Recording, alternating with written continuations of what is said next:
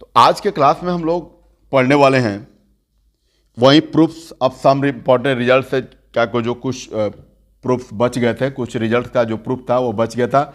जैसे दो प्रूफ्स इसमें हैं 6 और 7, 6 एंड 7, ठीक है। जो सम इम्पॉर्टेंट रिजल्ट का जो प्रूफ है इसमें 6 और 7 बच गया था। पहले हम लोग इसको करेंगे, उसके बाद हम लोग देखेंगे एग्जाम्पल्स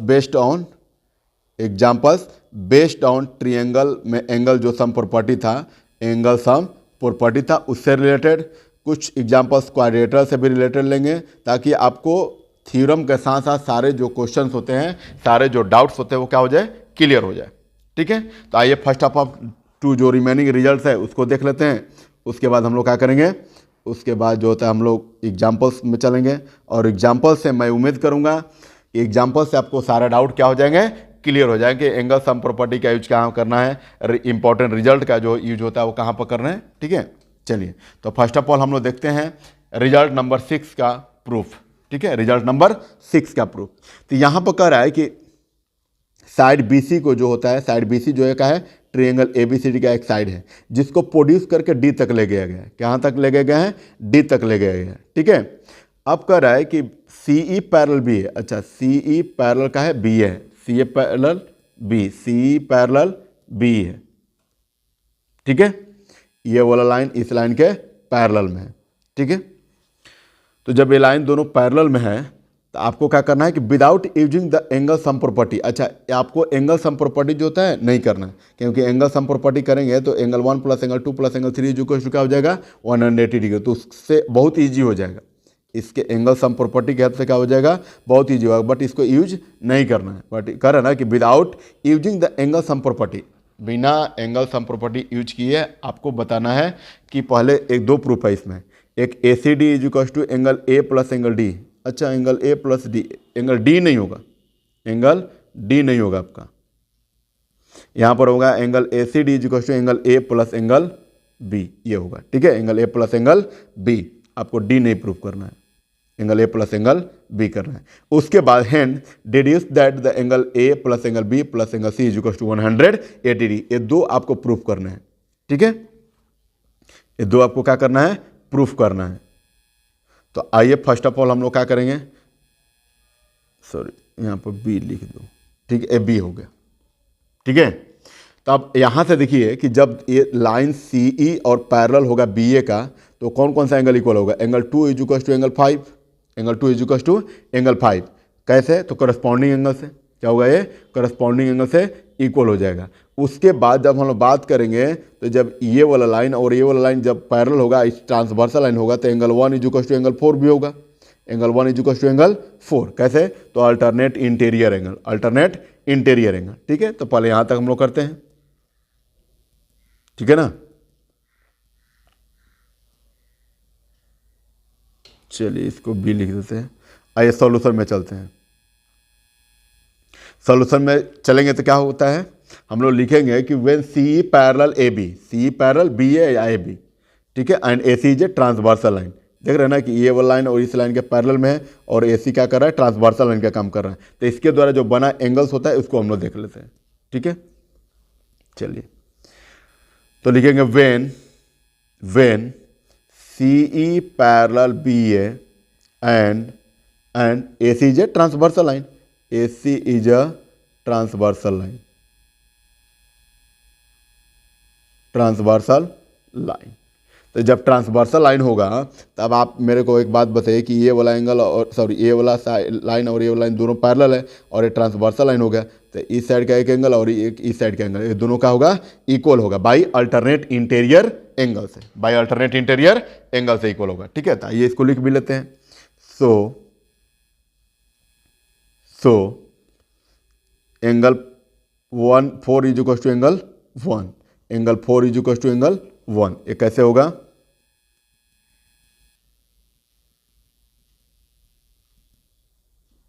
ये लाइन हो गया। उसके बाद हम लोग लिखेंगे so angle 1 is equal to angle 4, कैसे हुआ भाई, तो by alternate interior angle, by alternate interior angle से हो गया, ठीक है। उसके बाद जब ये वाला लाइन होगा क्या होगा, जब सी पैरेलल बी ए होगा और उस समय बी डी जो होता है वो क्या होगा, ए ट्रांसवर्सल लाइन का काम करेगा। तो जब बी डी ट्रांसवर्सल लाइन का काम का करेगा तो एंगल 2 इक्वल टू एंगल 5 होगा, करस्पॉन्डिंग एंगल एक्जियम से, करस्पॉन्डिंग एंगल एक्जियम से। तो इसको भी हम लोग लिख लेते हैं, ठीक है, ये हो गया एंगल। उसके बाद लिखेंगे अगेन, ये ऑल्सो लिख लेते हैं, also C E parallel B A and BD is a BD is a transversal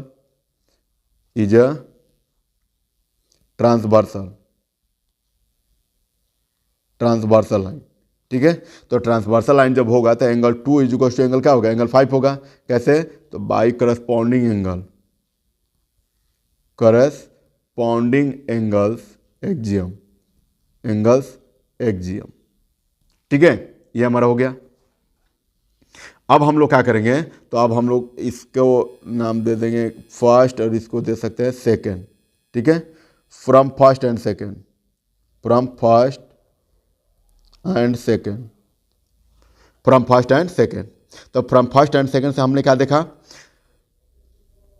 from first and adding first and second, adding क्या करेंगे, फर्स्ट एंड सेकेंड करेंगे एडिंग, क्योंकि फ्रॉम फर्स्ट एंड सेकंड चलेंगे तो कोई फायदा नहीं होने जा रहा। Adding first and second, adding first and second.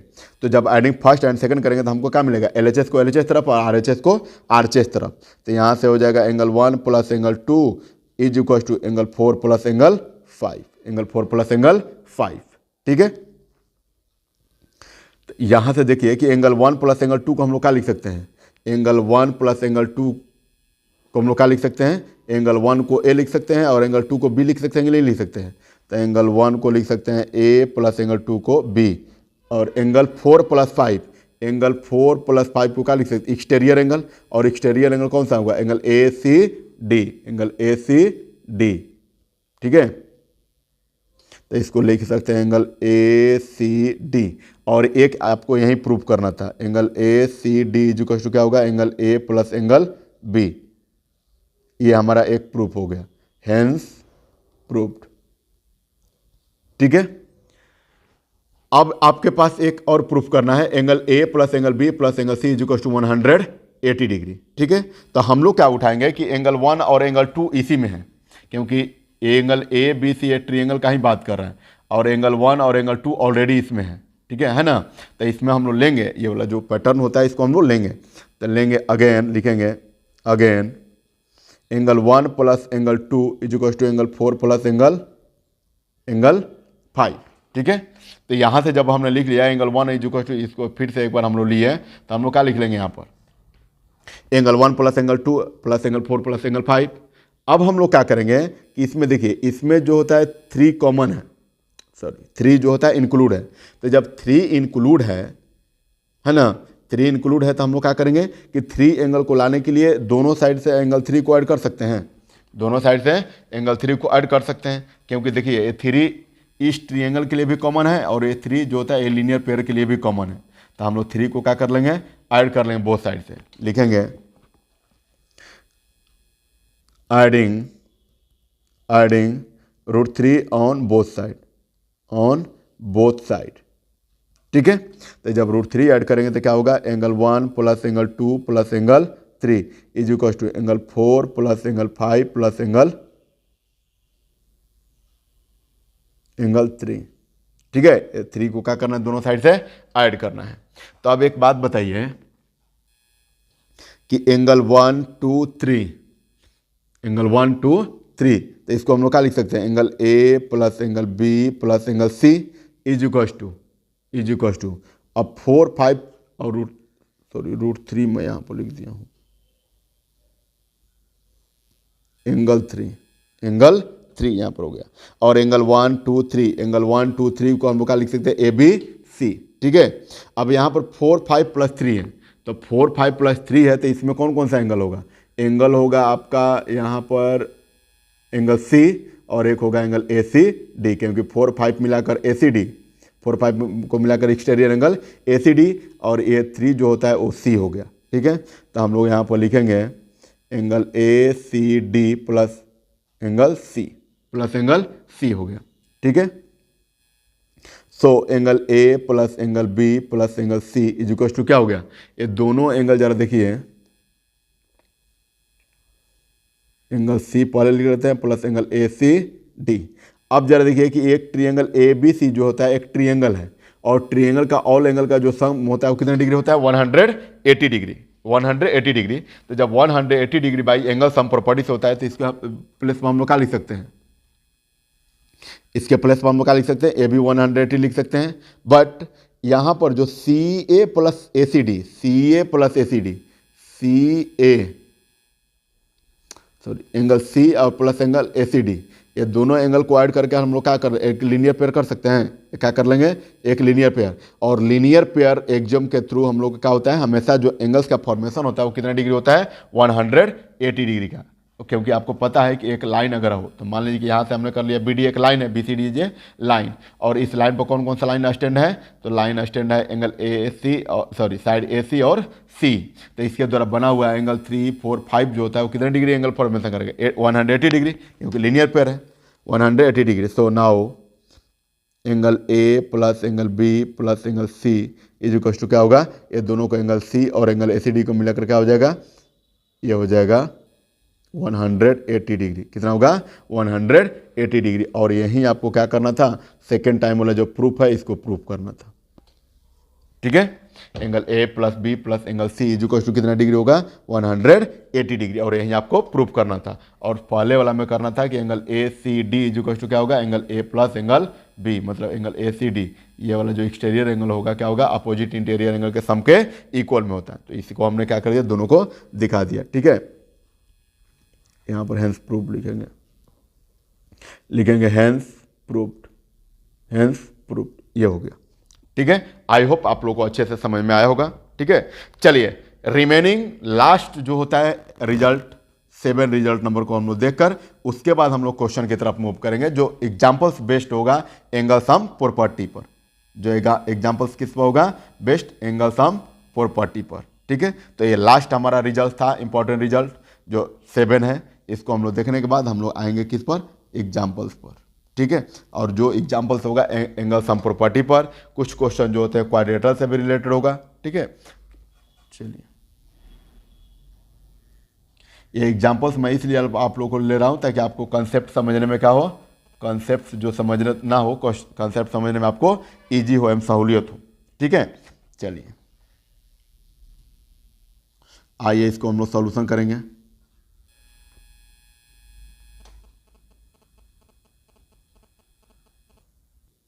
चलिए क्वेश्चन हमारा यहां पर कह रहा है कि ABC is an isosceles triangle. ठीक है, एबीसी क्या है, एक आइसोसेलेस ट्रायंगल है। तो आइसोसेलेस ट्रायंगल का क्या होता है, दो साइड जो होता है क्या होता है, टू साइड जो होता है इक्वल होता है, टू साइड्स आर इक्वल।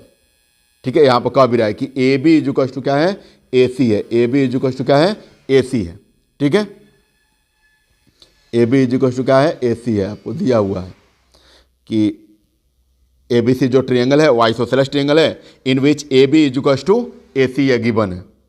अब आप आगे कह रहा है कि एंड ए ई, अच्छा ए ई ये वाला साइड जो बाइसेक्ट कर रहे हैं एंगल सी ए डी को, एंगल सी ए डी, अच्छा इस एंगल को क्या कर रहा है, बाइसेक्ट कर रहा है।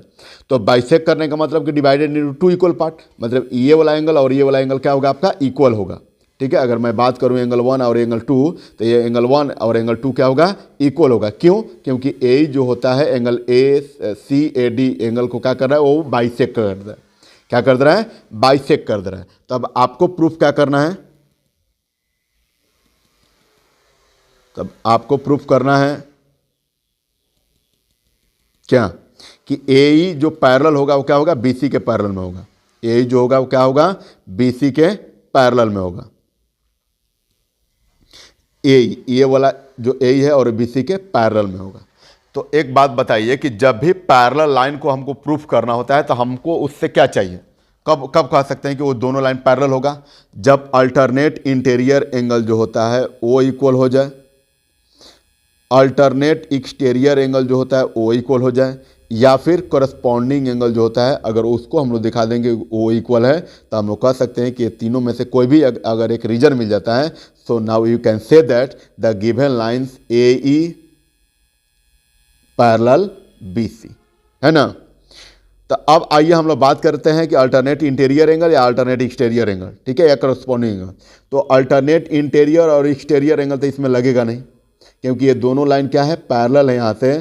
तो ये अगर इसको हम लोग मानते हैं ट्रांसवर्सल लाइन, तो ये वाला पूरा हो जाएगा और ये वाला इधर एंगल हो जाएगा, जो फॉर्म में नहीं हो रहा है। अगर हम लोग बात करेंगे इस साइड का एंगल, तो ये भी इधर इस साइड हो जा रहा, आउट हो जा रहा है, ये वाला अल्टरनेट इंटीरियर में। एक्सटीरियर में अगर बात करते हैं तो ये वाला हमारा एक्सटीरियर होगा, तो इधर भी एक्सटीरियर होगा, तो इधर तो है नहीं, एंगल नहीं है ना। तो मतलब अल्टरनेट इंटीरियर एंगल और अल्टरनेट एक्सटीरियर एंगल दोनों एंगल नहीं फॉर्म हो रहा है हमारा, ठीक है। फॉर्म होगा तभी तो आप इक्वल कह सकते हैं या नहीं कह सकते हैं, वो तो बात की बात है। जब हमारा अल्टरनेट इंटीरियर एंगल और अल्टरनेट एक्सटीरियर एंगल प्रॉपर में बन ही नहीं रहा है, तो हम लोग अब उस पर डिसाइड ही नहीं करेंगे। अब बचा हुआ हमारे पास एक ऑप्शन है करस्पॉन्डिंग एंगल का। तो करस्पॉन्डिंग एंगल से हम लोग क्या करेंगे, देखेंगे कि करस्पॉन्डिंग एंगल से में भी हो सकता है कि इक्वल हो जाए। अगर तीनों में से कोई भी पार्ट को अगर सेटिस्फाई कर देगा, तो हम लोग now we can say that the given lines are parallel to each other, है कि नहीं। जो गिवन लाइन्स होगा वो क्या होगा, पैरेलल होगा, ठीक है।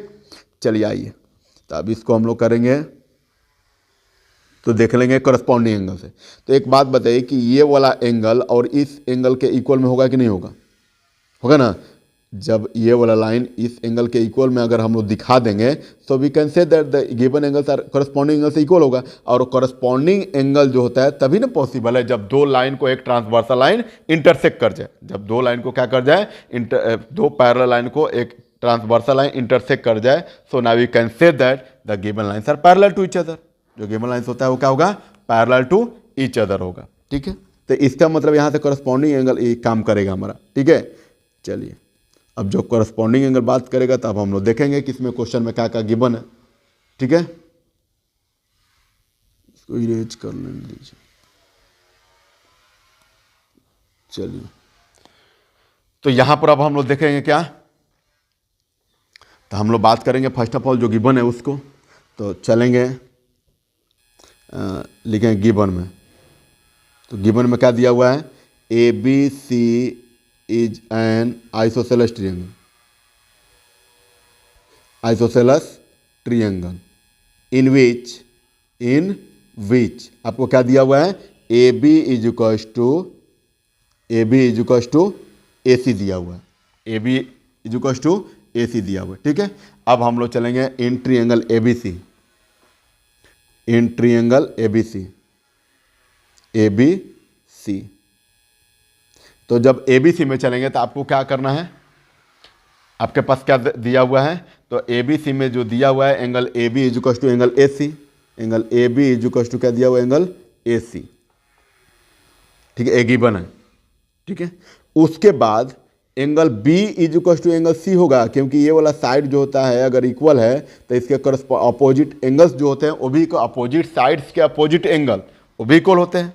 अपोजिट साइड के अपोजिट जो एंगल होते हैं वो भी क्या होते हैं, इक्वल होते हैं, ठीक है। So now angle B is equal to angle C, और यहाँ पर रीजन डालेंगे, angles opposite to equal sides, यही ना है कि जो एंगल्स होता है अगर अपोजिट इक्वल साइड का होगा तो उसके एंगल भी क्या होते हैं, इक्वल होते हैं। सो इन ट्रायंगल ABC में हमको यही दो पार्ट मिला, ठीक है। अब यहां पर जरा देखिए कि अगर मैं ट्रायंगल ABC का बात करूंगा, तो ट्रायंगल ABC में जो एंगल ACD है या CAD का बात करेंगे, CAD ये वाला जो पार्ट होता है वो क्या करेगा, एक्सटीरियर एंगल फॉर्म कर रहा है। क्या कर रहा है, एक्सटीरियर एंगल फॉर्म कर रहा है। तो एक्सटीरियर एंगल जो होता है, ये वाला जो एंगल होगा, इस पास वाला एंगल को अगर छोड़ दिया तो other interior opposite sum angle के इक्वल में होगा कि नहीं होगा, होगा ना। अगर ये एक्सटीरियर एंगल होगा तो exterior angle is equal to क्या होगा, opposite sum of the opposite interior angle, मतलब angle B plus angle C, इसी के इक्वल में होगा, ठीक है। तो आइए हम लोग लिख लेते हैं। तो लिखेंगे first of all side BA, AB को प्रोड्यूस किया गया ना, side BA of triangle ABC has been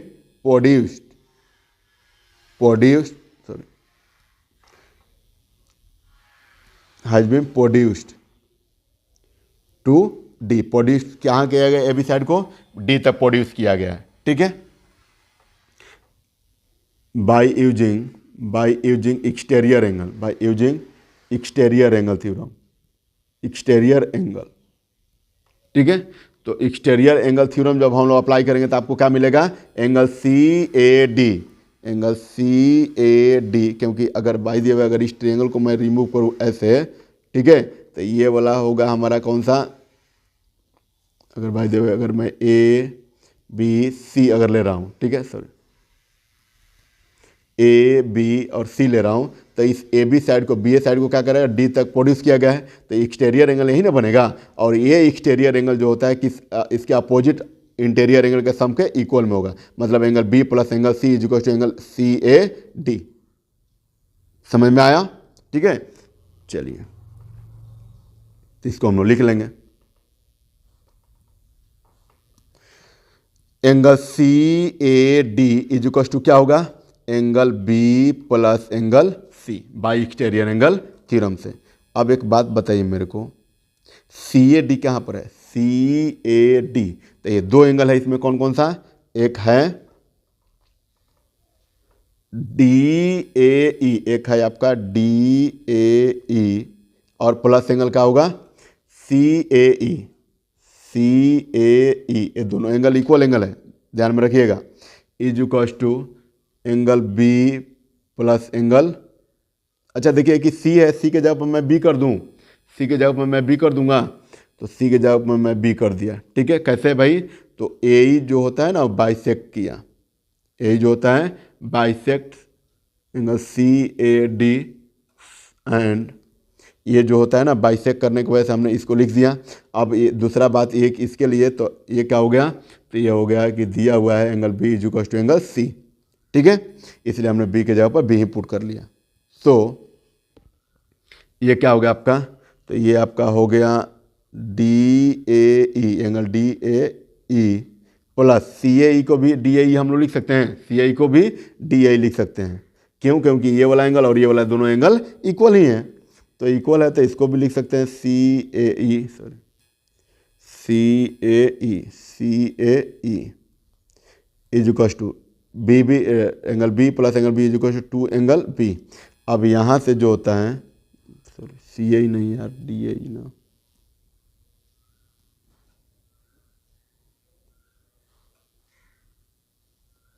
angle DAE, angle DAE, ठीक है, क्योंकि CAE के जगह पर मैंने DAE रख दिया, क्योंकि दोनों एंगल्स क्या है, इक्वल है, ठीक है। अब यहाँ पर जो होता है DAE plus DAE is equal to 2 angle DAE is equal to 2 angle B, तो 2 कैंसिल आउट, 2 क्या हो गया, कैंसिल आउट हो गया, मतलब आपके पास मिला angle DAE is equal to angle B। अब आइए देखिए कि DAE कौन सा है, DAE ये वाला एंगल, अब plus sorry is equal to angle B। अच्छा ये दोनों एंगल लो इक्वल हो गया है ना, तो जब दोनों एंगल इक्वल हो गया, तो ये एंगल इक्वल हो गया, तो करस्पॉन्डिंग एंगल से हम लोग कह सकते हैं, करस्पॉन्डिंग एंगल से हम लोग क्या कह सकते हैं, कह सकते हैं, ठीक है, क्योंकि इसी को तो हमको चाहिए था, एंगल B हो गया यहाँ से, तो हम लोग यहाँ से लिख सकते हैं but these are corresponding angle, corresponding angle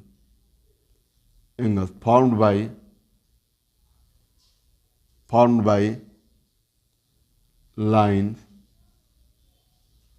AE and BC, ठीक है, जो किससे बना हुआ है, AE एंड BC से बना हुआ है, with AB as a transversal, ठीक है। So now we can say that,